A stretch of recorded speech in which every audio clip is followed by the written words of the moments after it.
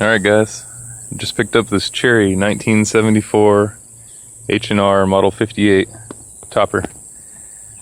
You notice it has a trigger lock on it, and the guy lost the key. Well, while I was checking it out, I noticed the hammer won't catch. Well, guess what?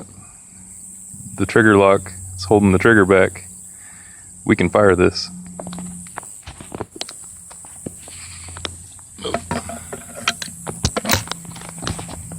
Alright, we got one loaded. Here we go. We're just going to simply thumb the hammer and release.